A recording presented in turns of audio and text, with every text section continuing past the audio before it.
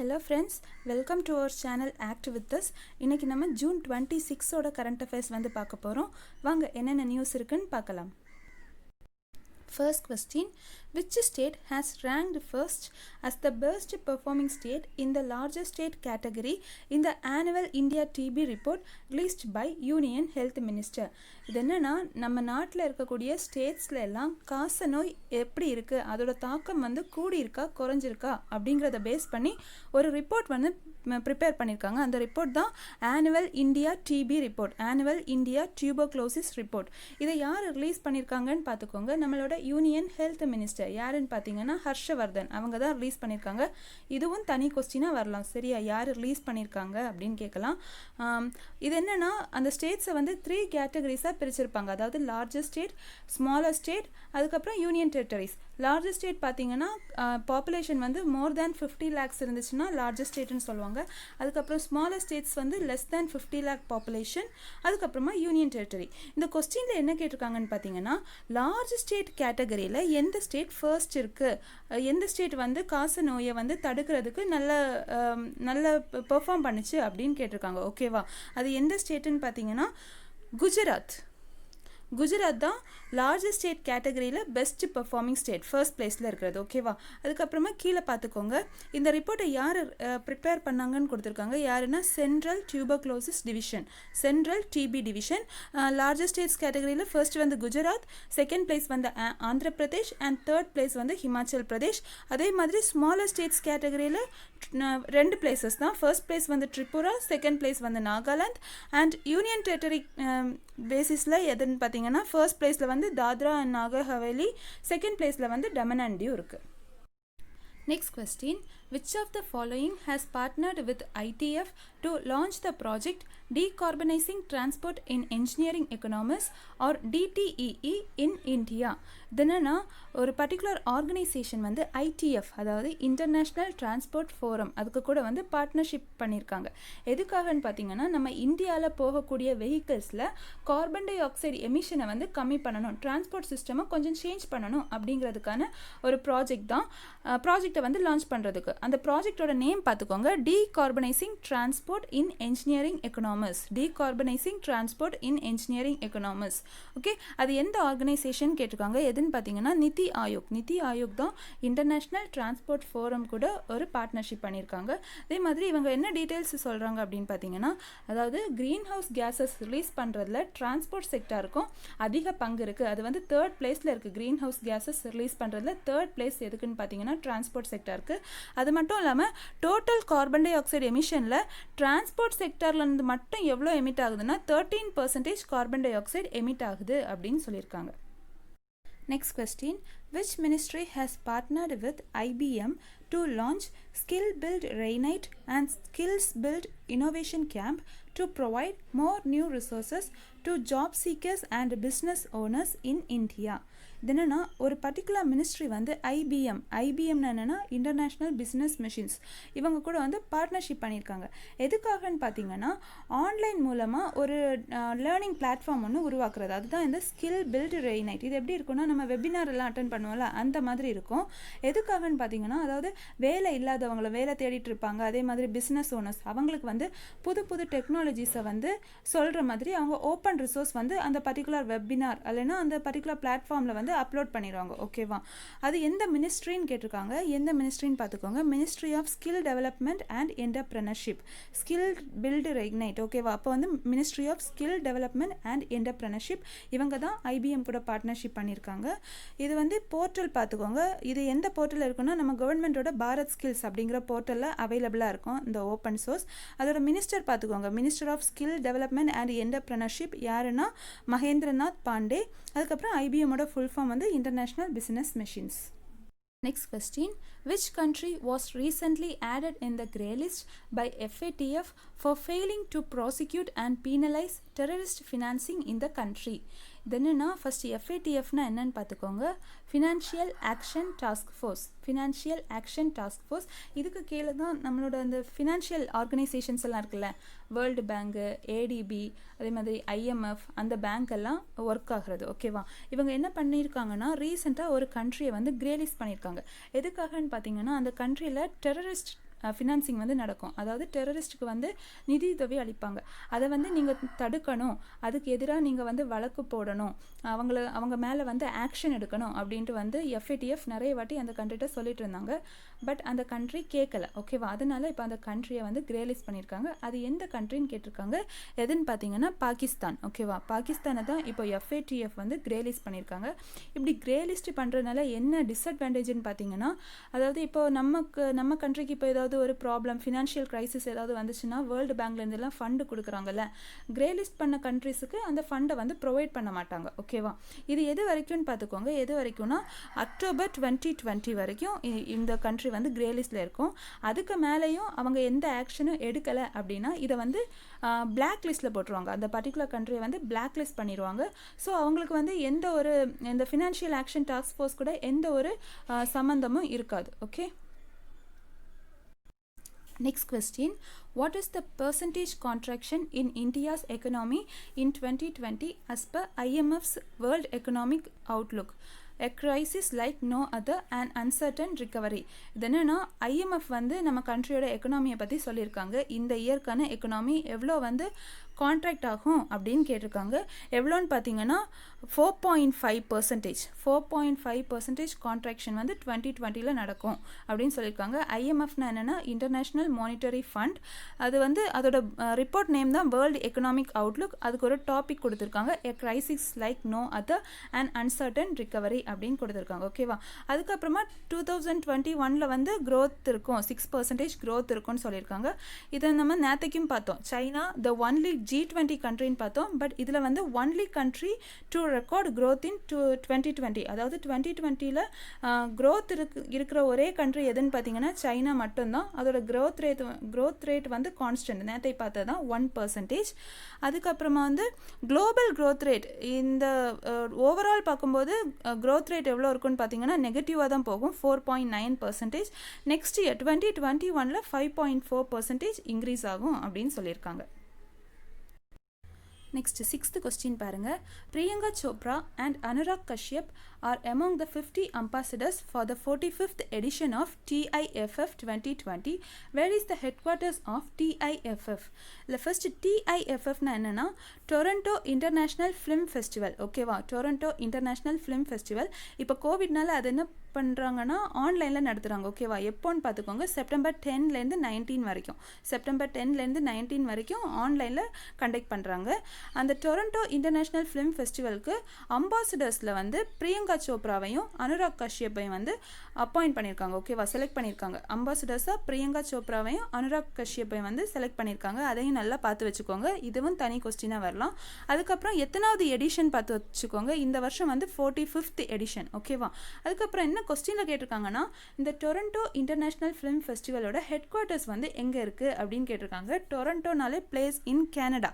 ஓகேவா? கேனடாவில் தான் இருக்குது. டொரண்டோ இன்டர்நேஷ்னல் ஃபிலிம் ஃபெஸ்டிவல் கேனடாவில் இருக்குது. Okay. Next question, who was appointed as the first female president of Marylebone Cricket Club? அதாவது Marylebone Cricket Clubல ஃபர்ஸ்ட் ஃபீமேல் பிரசிடென்ட் யார் இப்போ அப்பாயிண்ட் பண்ணியிருக்காங்க? அது யாருன்னு பார்த்தீங்கன்னா கிளார் கொன்னோர். இவங்க தான் வந்து மேரிலெபான் கிரிக்கெட் கிளப்போட ஃபர்ஸ்ட் ஃபீமேல் பிரசிடென்ட். இதுக்கு முன்னாடி யார் இருந்தாங்கன்னு பார்த்துக்கோங்க. இதுக்கு முன்னாடி வந்து குமார் சங்ககாரா. இவங்க வந்து ஸ்ரீலங்கா கிரிக்கெட்டர். இவர் வந்து ஃபர்ஸ்ட் நான் பிரிட்டிஷ் MCC பிரசிடென்ட். ஓகேவா? குமார் சங்ககாரா வந்து ஃபர்ஸ்ட் நான் பிரிட்டிஷ் MCC பிரசிடென்ட். அப்புறம் இந்த கிளேர் கொன்னோர் இவங்க யாருன்னா ஃபார்மர் இங்கிலாந்து விமன் கிரிக்கெட்டர். ஓகேவா? England women cricketer. இப்போ என்ன பண்ணுறாங்கன்னா கரண்டாக விமன்ஸ் கிரிக்கெட் இன் இங்கிலாந்துக்கும் வேல்ஸ் கிரிக்கெட் போர்டுக்கும் வந்து ஹெட்டாக இருக்காங்க. Next 8th question, who has launched the mobile app e-blood services under which needy people can demand up to 4 units of blood? இது என்னன்னா ஒரு நியூ மொபைல் ஆப் ஒன்று கொண்டு வந்திருக்காங்க, e-blood services. Okay, e-blood services இது எதுக்கானதுன்னு பார்த்தீங்கன்னா அதாவது பக்கத்தில் எந்த பிளட் பேங்கில் வந்து பர்டிகுலர் பிளட் வந்து அவைலபிளாக இருக்குது அப்படிங்கிற டீட்டெயிலை அந்த மொபைல் ஆப்லேருந்தே நம்ம தெரிஞ்சுக்கலாம். ஓகே, இது யார் லான்ச் பண்ணியிருக்காங்க அப்படின்னு கேட்டிருக்காங்க. யாருன்னு பார்த்தீங்கன்னா ஹர்ஷவர்தன். இவங்க தான் லான்ச் பண்ணியிருக்காங்க. இவங்க நம்மளோட ஹெல்த் மினிஸ்டர். இதுக்கான இனிஷியேட்டிவ்ஸ் யார் எடுத்திருக்காங்க அப்படின்னா நம்ம ஹெல்த் மினிஸ்ட்ரியும் இந்தியன் ரெட் கிராஸ் சொசைட்டி இவங்களும் சேர்ந்து தான் அதுக்கான இனிஷியேட்டிவ்ஸ் எடுத்திருக்காங்க. சப்போஸ் உங்களுக்கு ஏதாவது பிளட் குரூப்பில் பிளட் வேணும் அப்படின்னா அந்த ஆப்பில் போய் ரெஜிஸ்டர் பண்ணணும். அவங்க எந்த பிளட் குரூப்புன்னு கேட்பாங்க. அதில் நீங்கள் பர்டிகுலர் பிளட் குரூப்பை கொடுத்தா அது எங்கெங்கே அவைலபிளாக இருக்குது, எந்தெந்த பிளட் பேங்க்ஸில் வந்து அவைலபிளாக இருக்குது அப்படிங்கிற டீட்டெயிலாக சொல்லும். அதுக்கப்புறம் நீங்கள் சப்போஸ் கால் பண்ணி ஏதாவது ஆர்டர் பண்ணீங்க அப்படின்னா 12 hours வரைக்கும் உங்களுக்கு வந்து வெயிட் பண்ணுவாங்க. சப்போஸ் நீங்கள் 12 hours தாண்டியும் போகலை அப்படின்னா அந்த பிளட்டை வந்து நெக்ஸ்ட் யார் கேட்குறாங்களோ அவங்களுக்கு வந்து கொடுத்துருவாங்க. ஓகே, இந்த பர்டிகுலர் ஆப்பை வந்து டெவலப் பண்ணது யாருன்னு பார்த்தீங்கன்னா ரக்த் கோஷ் டீம். எந்த சென்டர்னு பார்த்துக்கோங்க, centre for development of advanced computing. Okay, centre for development of advanced computing எங்கே இருக்குன்னு பார்த்தீங்கன்னா பூனேல இருக்குது. இப்போ இந்த மொபைல் ஆப் எங்கெங்கே இதுன்னா நம்ம நியூ டெல்லியில் இப்போ ரீசெண்டாக வந்து டெஸ்ட் பண்ணியிருக்காங்க. Next question, which is the first airport in India to get aviation weather monitoring system at both ends of the runway? இது என்னன்னா ஒரு ஏர்போர்ட்டில் வந்து ரன்வேயோட 2 எண்ட்லையுமே ஏவியேஷன் வெதர் மானிட்டரிங் சிஸ்டம் வந்து வச்சுருக்காங்க. ஓகேவா, இதுதான் இந்தியாவிலே ஃபஸ்ட்டு வாட்டி இப்படி ஏவியேஷன் வெதர் மானிட்டரிங் சிஸ்டம் வந்து லான்ச் பண்ணல. ஓகே, ஏவியேஷன் வெதர் மானிட்டரிங் சிஸ்டம்னா என்னென்னா வானிலை கண்காணிப்பதற்கான ஒரு அமைப்பு. ஓகே, ஒரு சிஸ்டம். ஓகே, அது எந்த ஏர்போர்ட் அப்படின்னு கேட்டிருக்காங்க. எந்த ஏர்போர்ட்டுன்னு பார்த்தீங்கன்னா கெம்பகவுடா இன்டர்நேஷ்னல் ஏர்போர்ட். இது எங்கே இருக்குதுன்னு பார்த்தீங்கன்னா பெங்களூரில் இருக்குது.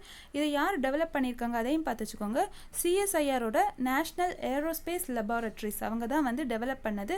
இது மட்டும் இல்லாமல் அந்த ஏர்போர்ட்டில் வந்து 4 டிரான்ஸ்மிஷோமீட்டர்ஸும் வந்து லான்ச் பண்ணியிருக்காங்க. ஓகேவா, 4 திருஷ்டி டிரான்ஸ்மிஷோமீட்டர்ஸ். ஓகே, இது எதுக்காகன்னு பார்த்தீங்கன்னா ரன்வேயோட விசிபிலிட்டி ரேஞ்சை வந்து செக் பண்ணுறதுக்காக. Next question, which is the world's first country to use drone mounted ultra low volume sprayer for locust control? இது என்னன்னா வேர்ல்ட்லே ஃபர்ஸ்ட் டைமாக ஒரு கண்ட்ரி என்ன பண்ணியிருக்காங்கன்னா அதாவது வெட்டுக்கிளிகளை கொல்றதுக்காக ட்ரோன்ஸ் மூலமாக வந்து ஸ்ப்ரேயர்ஸ் யூஸ் பண்ணியிருக்காங்க. ஓகே, ட்ரோன்ஸ் மூலமாக என்ன பண்ணுறாங்கன்னா கெமிக்கல்ஸை ஸ்ப்ரே பண்ணுறாங்க. அது எந்த கண்ட்ரி அப்படின்னு கேட்டிருக்காங்க. எந்த கண்ட்ரினா இந்தியா தான் வேர்ல்ட்லே first country to use drone mounted sprayers. இதுக்கான இனிஷியேட்டிவ் யார் எடுத்திருக்காங்கன்னு பார்த்தீங்கன்னா department of agriculture cooperation and farmers welfare. இது எந்த மினிஸ்ட்ரி கீழே வரும்னா ministry of agriculture and farmers welfare. Minister பார்த்தீங்கன்னா நரேந்திர சிங் தோமர். ஓகே, இது எந்த initiative கீழேனா make in India initiative. அதோட கீழே தான் இந்த லோக்கஸ் கண்ட்ரோலும் வருது. Next question, which government has launched Mukhyamantri Matru Pushti Ubahar scheme to provide nutrition kits to pregnant and lactating women? இது என்னன்னா ஒரு புதிய ஸ்கீம் ஒன்று லான்ச் பண்ணியிருக்காங்க, முக்கியமந்திரி மாத்ரு புஷ்டி உபகார் ஸ்கீம். ஓகேவா, எதுக்காகன்னு பார்த்தீங்கன்னா அதாவது பாலூட்டும் தாய்மார்கள் மற்றும் கர்ப்பிணிகள் அவங்களுக்கு வந்து என்னென்னா ஒரு நியூட்ரிஷன் கிட்ஸ் வந்து ப்ரொவைட் பண்ணணும் அப்படிங்கிறதுக்காக. ஓகேவா, நியூட்ரிஷன் கிட் அந்த கிட்டில் என்னென்ன இருக்குன்னு பார்த்தீங்கன்னா இவங்களுக்கான ஃபுட் ப்ராடக்ட்ஸ், பல்சஸ், கிரெயின்ஸ் அந்த மாதிரி நியூட்ரிஷியஸான ஃபுட் ப்ராடக்ட்ஸ் எல்லாம் இருக்கும். ஓகேவா, இது எந்த ஸ்டேட் கவர்மெண்ட் வந்து லான்ச் பண்ணியிருக்காங்க அப்படின்னு கேட்டிருக்காங்க. எந்த ஸ்டேட்னு பார்த்தீங்கன்னா ட்ரிபுரா. ஓகேவா, ட்ரிபுரா தான் முக்கியமந்திரி மாத்ரு புஷ்டி உபகார் ஸ்கீம் இதை வந்து லான்ச் பண்ணது. இதுக்காக எல்லா வருஷமும் என்ன பண்ணுறாங்கன்னா 8 crore அவங்க வந்து ஆனுவல் பட்ஜெட்லேருந்து ஒதுக்குறாங்க அப்படின்னு சொல்லியிருக்காங்க. Next, 12th question, which state has launched OSR Kapu Nestam scheme for helping the women below poverty line? இது என்னன்னா ஒரு ஸ்கீம் ஒன்று லான்ச் பண்ணியிருக்காங்க, OSR காப்பு நேஸ்தம் ஸ்கீம். எதுக்காகன்னு பார்த்தீங்கன்னா அதாவது பாவர்ட்டி லைனுக்கு கீழே உள்ள விமனை வந்து காப்பாற்றணும், அதே மாதிரி காப்பு கம்யூனிட்டியில் உள்ள மக்களை வந்து காப்பாற்றணும் அப்படிங்கிறதுக்காக காப்பு கம்யூனிட்டி. ஓகே, அது எந்த ஸ்டேட் அப்படின்னு கேட்டிருக்காங்க. எந்த ஸ்டேட்னா ஆந்திர பிரதேஷில் தான் இந்த OSR காப்பு நேஸ்தம் ஸ்கீம் வந்து லான்ச் பண்ணியிருக்காங்க. இதை யார் லான்ச் பண்ணது அப்படின்னா ஆந்திர பிரதேஷோட CM OS ஜெகன்மோகன் ரெட்டி அவங்க தான் லான்ச் பண்ணியிருக்காங்க. இந்த ஸ்கீம் மூலமாக என்ன பண்ணணும்னா ஒரு வருஷத்துக்கு நம்ம 15,000 rupees வந்து வாங்கலாம். டோட்டலாக எவ்வளோன்னு பார்த்தீங்கன்னா டோட்டல் ₹75,000 வந்து நம்ம வாங்கிக்கலாம். இதற்கான ஏஜ் லிமிட் பார்த்துக்கோங்க 45 to 60 years. அதே மாதிரி இதுக்காக எவ்வளோ அமௌண்ட் ஒதுக்கியிருக்காங்கன்னா ₹354 crores. எவ்வளோ பீப்புளை ஹெல்ப் பண்ணணும்னு பார்த்தீங்கன்னா 2.36 lakh விமனை வந்து இது ஹெல்ப் பண்ணும் அப்படின்னு சொல்லியிருக்காங்க. Next question, who was appointed as the chief secretary of Maharashtra? என்னன்னா மகாராஷ்டிராவோட சீஃப் செக்ரட்டரியாக ஒருத்தவங்களை அப்பாயிண்ட் பண்ணியிருக்காங்க. அது யார் அப்படின்னு கேட்டிருக்காங்க. யாருன்னு பார்த்தீங்கன்னா சஞ்சய் குமாரை தான் மகாராஷ்டிராவோட சீஃப் செக்ரட்டரியாக வந்து அப்பாயிண்ட் பண்ணியிருக்காங்க. இதுக்கு முன்னாடி இருந்தவங்க வந்து யாருன்னா அஜய் மேத்தா. அஜோய் மேத்தா தான் இதுக்கு முன்னாடி இருந்தவங்க. இவங்களை இப்போ என்ன பண்ணிட்டாங்கன்னா நம்ம மகாராஷ்டிராவோட சீஃப் மினிஸ்டருக்கு பிரின்சிபல் அட்வைசராக வந்து அப்பாயிண்ட் பண்ணியிருக்காங்க. Next question, Tamonash Ghosh who died recently was a renowned dash. இது என்னன்னா தமோனாஷ் கோஷ் அப்படிங்கிறவங்க ரீசெண்டாக இறந்துட்டாங்க. அவங்க எந்த ஃபீல்டு அப்படின்னு கேட்டிருக்காங்க. எந்த ஃபீல்டுனா பொலிட்டீஷியன். ஓகே, தமோனாஷ் கோஷ் வந்து பொலிட்டீஷியன். இவங்க வந்து எங்கே பிறந்தாங்க அப்படின்னா வெஸ்ட் பெங்காலில் சவுத் 24 பர்கானாஸ் டிஸ்ட்ரிக்டில் ஃபால்டா அப்படிங்கிற பிளேஸில் பிறந்தாங்க. இவர் வந்து பொலிட்டீஷியன் அண்ட் சோஷியல் ஒர்க்கர். அதே மாதிரி திரிணாமுல் காங்கிரஸ் எம்எல்ஏயாக இருந்தாங்க. ஓகேவா, இப்போ வந்து கோவிட்னால இறந்து போயிட்டாங்க. Next question, the theme for International Day Against Drug Abuse and Illicit Trafficking 2020 is Better Knowledge for Better Care. When is the day observed annually? என்னன்னா அந்த day international day against drug abuse and illicit trafficking, இதுக்கான இந்த இயற்கான தீமை சொல்லிட்டாங்க. என்னென்னா better knowledge for better care. ரொம்ப ரொம்ப இம்பார்ட்டன்ட் பார்த்து வச்சுக்கோங்க. Better knowledge for better care. இந்த டே என்னைக்கு அப்சர்வ் பண்ணுறாங்க அப்படின்னு கேட்டிருக்காங்க.